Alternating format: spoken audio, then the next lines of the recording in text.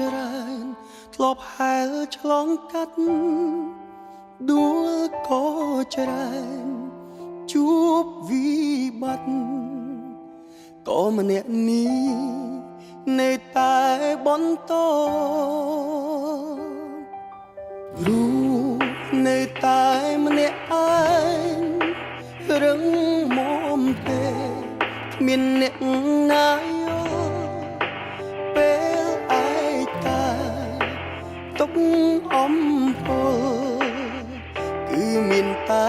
ខ្លួនឯងដែលផ្ដល់កម្លាំងចិត្ត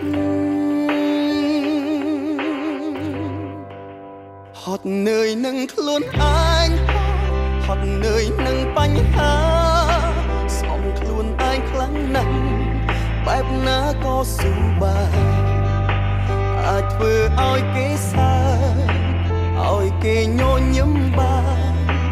ញឹងមកមើលខ្លួនឯងពេលខ្លាំងមិនអាចញញឹមហត់នឿយនឹងខ្លួនឯងនឹងធ្វើមនុស្សរឹងមាំស្អំខ្លួនឯងប៉ុនព្រមមិនយំឲ្យអ្នកណាឃើញឆ្ងាំងជីវិតមួយនេះ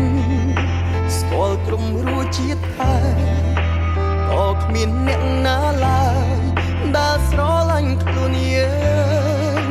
ជាងខ្លួនយើងទេ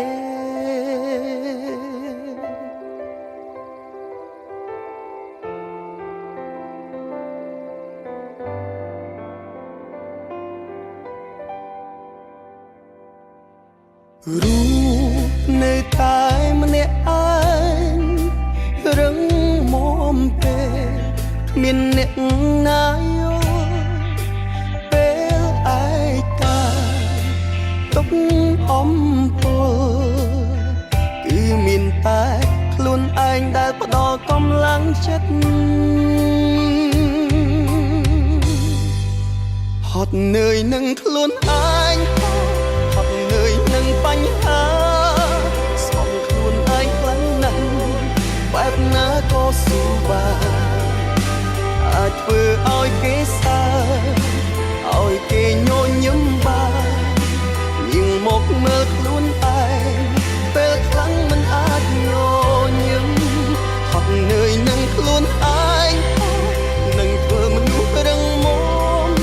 ស្អំខ្លួនឯងប៉ុនព្រមមិនយំឲ្យអ្នកណាឃើញឆ្ងាំងជីវិតមួយនេះ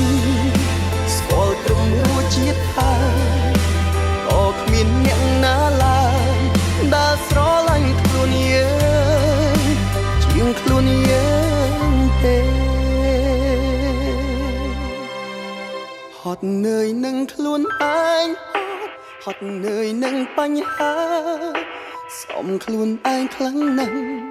បែបណាក៏ស៊ូបានអាចធ្វើឲ្យគេសើឲ្យគេញញឹមបាន